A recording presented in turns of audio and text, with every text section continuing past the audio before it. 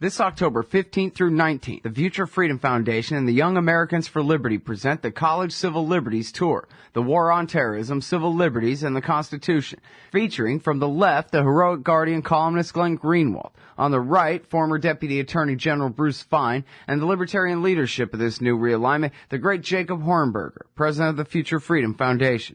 That's October 15th through 19th at colleges across the western U.S. Check out fff.org/collegetour.html for more details.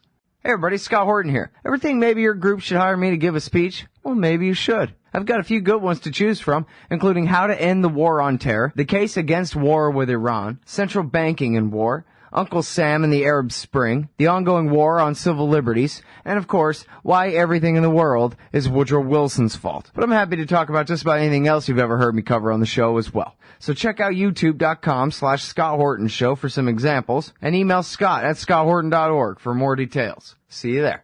Ben Franklin said, those who are willing to sacrifice essential liberty for a little temporary safety deserve neither. Hi, Scott Horton here for the Bill of Rights Security Edition from securityedition.com. It's a playing card-sized steel Bill of Rights designed to set off the metal detectors anywhere the police state goes, so you can remind those around you the freedoms we've lost. And for a limited time, get free shipping when you purchase a frequent flyer pack of 5 Bill of Rights Security Edition cards. Play a leading role in the security theater with a Bill of Rights Security Edition from securityedition.com.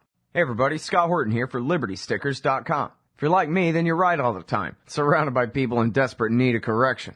Well, we can't all have a radio show, but we can all get anti-government propaganda to stick on the back of our trucks. Check out LibertyStickers.com. Categories include anti-war, empire, police state, libertarian, Ron Paul, gun rights, founders quotes, and of course the stupid election. That's LibertyStickers.com. Everyone else's stickers suck. All right, y'all, welcome back. I'm Scott Horton. Our first guest on the show today is Alexander Sandberg Bernard, and he is a student at Northeastern University, and he's making a documentary called The Military Mind. Welcome to the show. How's it going?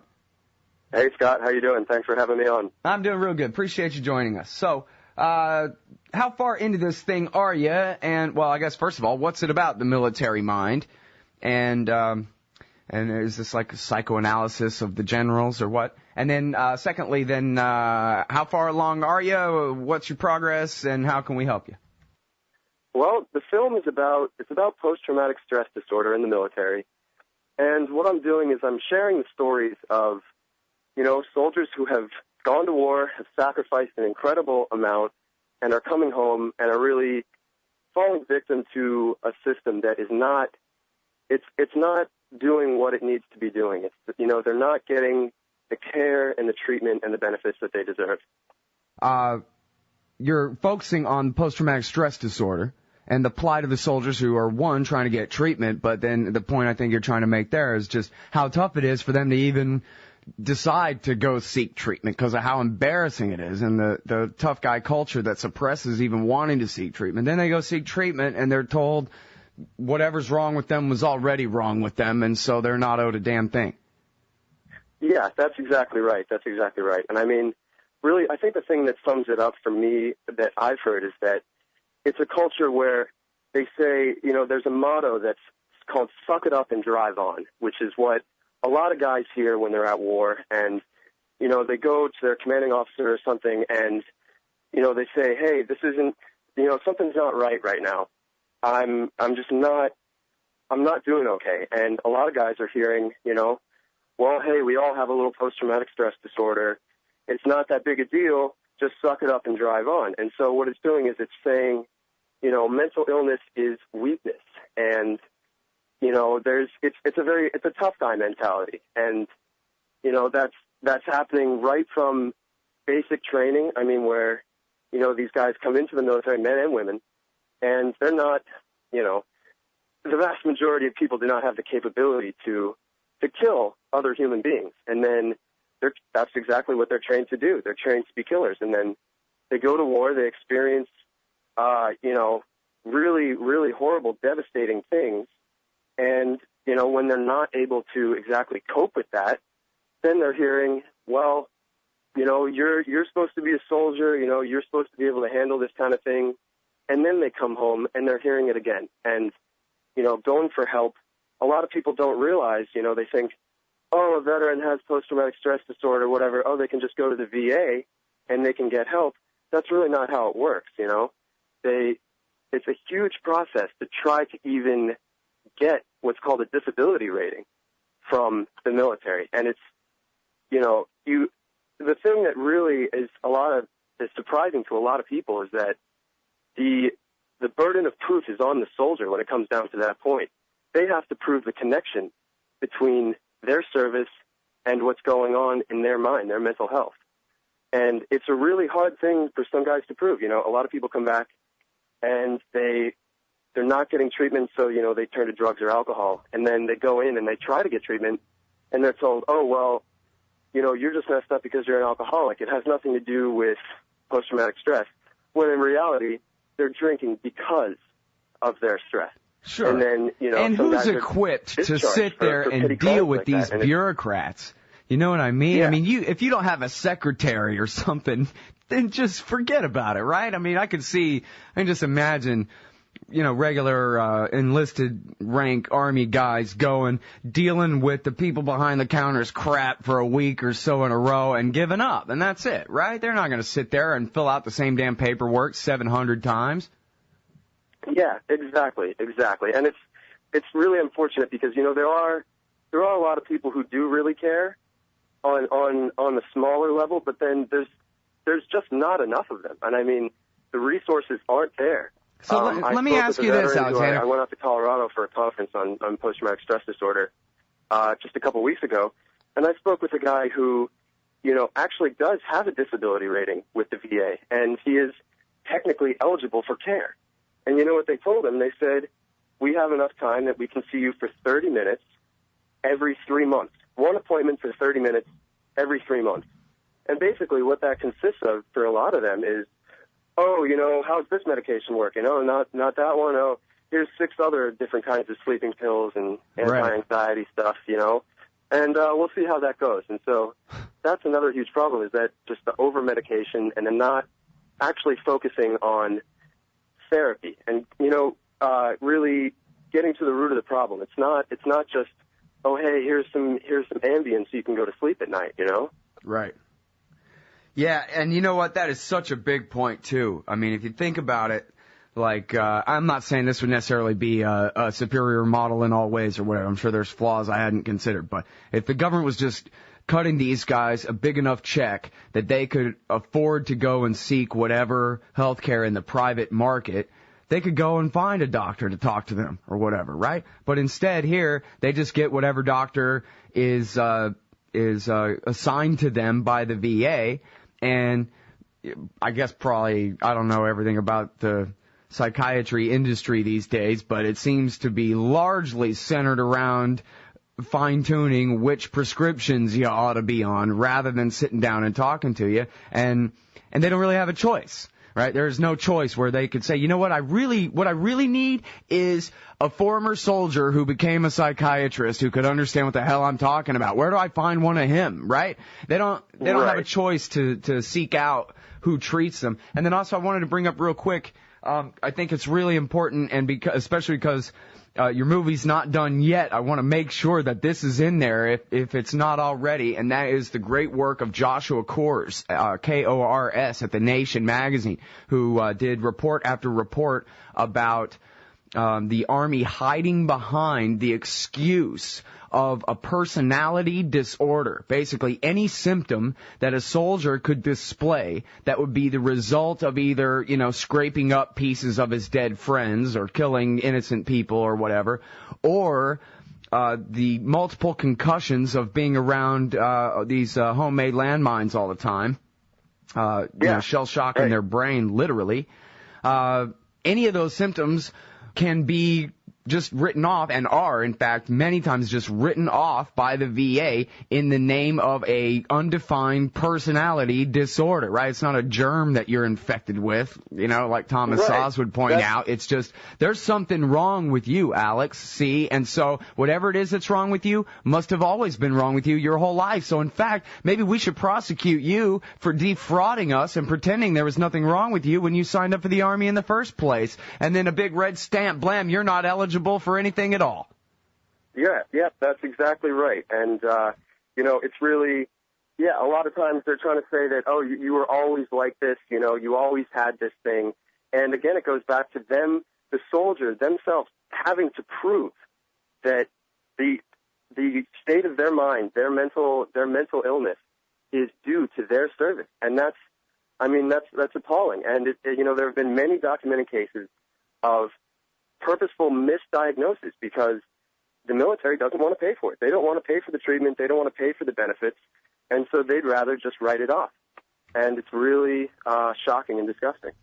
Especially when you compare it to the hype, right? I mean, here they always say, we want the straight A student, the high school quarterback, the very best of the kids to go and do this very worst job of killing people. And really it's just because it's good PR for them that it's a noble thing to kill as long as you're wearing green and doing what a politician says. Then killing is great and this and that, and it's a big PR stunt. But then they just throw them in the garbage when they're done with them. They don't care about them at all. And in fact, they don't even care how bad it looks that they throw them in the garbage. They even literally throw their corpses in the garbage dump. They just don't care at all. They hold these men up, these boys mostly, up as our idols, as the very best and brightest among us, whose lives are worth more than ours, who are willing to risk it all to fight for freedom and God and their country and all these things. And then, screw you. You killed all the Arabs we needed you to kill, and now you're used up, so bye. It's just that's incredible. Exactly right. Go on to the fresh pair of boots, And that's, it is really a PR thing. And they not only say, oh, you're doing a really noble thing for your country, you're sacrificing so much for your great nation, all of this. They say, oh, we'll pay for your college afterwards. You're going to have great job training, this is the start of your career. And they're really appealing to a lot of people who don't have many other resources. And so this seems like a really good option. But what they don't tell you is that there's like a 1 in 4 chance of soldiers who have fought in Iraq and Afghanistan coming back with post-traumatic stress. They don't tell you about that. They don't tell you about the insanely high suicide rate. I mean, already in 2012, the number one cause of death for soldiers is not combat. It's suicide. There's nearly 1 suicide per day among active duty soldiers. And they're not saying those kinds of things. They're burying that stuff. And the thing that, I'm trying to show with my film is that the ones who are speaking up, the people who are standing up for themselves and going out and saying, I have a voice, I'm a person, I deserve this, I deserve the treatment, the military a lot of times is saying, okay, fine, we need to deal with this person because they're causing a stir. And so those are the ones oftentimes who they do end up getting what they deserve. But then there's an untold amount that are not doing that, and the military just brushes them off because they're not saying anything. And so that's, it's convenient for the military, and it's ingrained in the culture within the military to do that. And it's, a lot of people, they come back to get a screening, when they come home, it says, were you in combat? Yes or no? Did you shoot anyone? Did you see anyone die? Did you kill anyone? Do you feel like you have post-traumatic stress? And from day one in the military, they're taught to not reveal that kind of information, at least not reveal that they may have any kind of mental illness or weakness. I talked to a veteran who said he fought in Iraq. He was part of the main invasion. And what he said is that in the military, you're always taught to work as a team. But you're only as strong as the weakest link in your team. So no one wants to be that weakest link. They don't want to let down their fellow soldiers. And so they don't want to come forward and say, hey, I'm not doing okay, and I need some help. That's shown as weakness. They're taught that from day one right through the end. And so then that really becomes a problem with them even admitting that they need care. And then, of course, obviously, when they do admit that they need care and they come forward, a lot of them are just flat out denied, or even if they are accepted, quote unquote, into, treatment at the VA, they're not getting anywhere close to what they need and deserve. Right. Yeah, just shoot them up some Thorazine. That'll shut them up. I got 2 quick things I need to know from you. First of all, how far are you in this movie? How many interviews do you have? How far edited together is it already? And how much more help do you need? How can people help you? And make it quick. Well, I already have several interviews with veterans, and I have one main piece, and then I have several more vets who are in Colorado, and I'm trying to get back to hear their stories.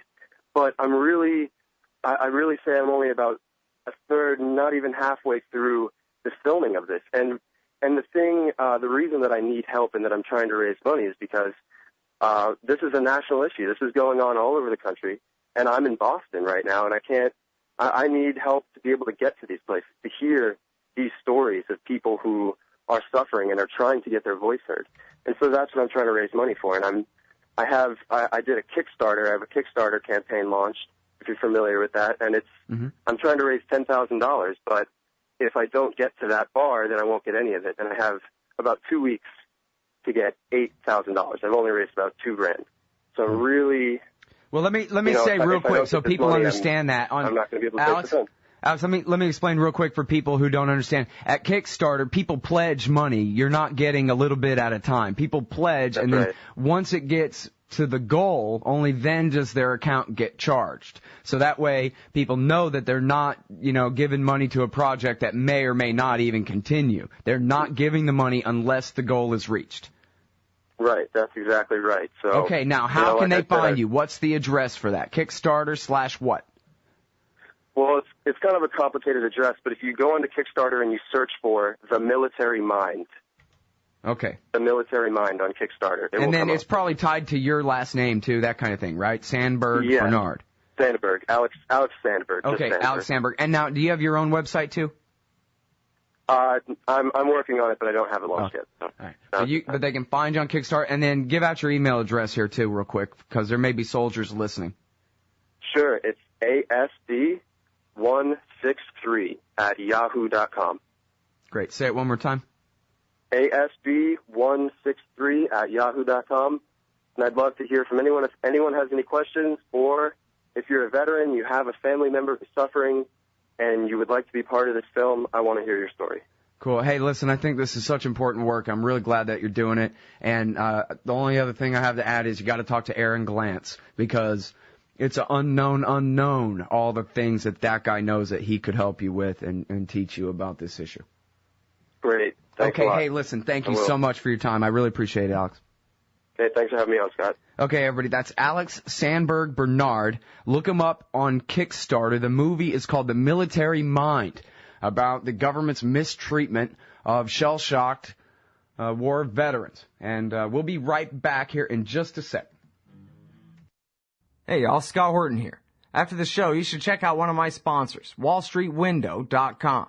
It's a financial blog written by Mike Swanson, a former hedge fund manager who's investing in commodities, mining stocks, and European markets. Mike's site, WallStreetWindow.com, is unique in that he shows people what he's really investing in, updating you when he buys or sells in his main account. Mike's betting his positions are going to go up due to the Federal Reserve printing all that money to finance the deficit. See what happens at WallStreetWindow.com. In an empire where Congress knows nothing, the ubiquitous D.C. think tank is all. And the Israel lobby and their neocon allies must own a dozen. Well, Americans have a lobby in Washington, too. It's called the Council for the National Interest at councilforthenationalinterest.org. They advocate for us on Capitol Hill. Join CNI to demand an end to the U.S.-sponsored occupation of the Palestinians and an end to our government's destructive empire in the Middle East. That's the Council for the National Interest at councilforthenationalinterest.org. Hey ladies, Scott Horton here. If you would like truly youthful, healthy, and healthy-looking skin, there is one very special company you need to visit, Dagny & Lane at dagnyandlane.com. Dagny & Lane has revolutionized the industry with a full line of products made from organic and all-natural ingredients that penetrate deeply with nutrient-rich ionic minerals and antioxidants for healthy and beautiful skin. That's Dagny & Lane at dagnyandlane.com. And for a limited time, add promo code SCOTT15 at checkout for a 15% discount.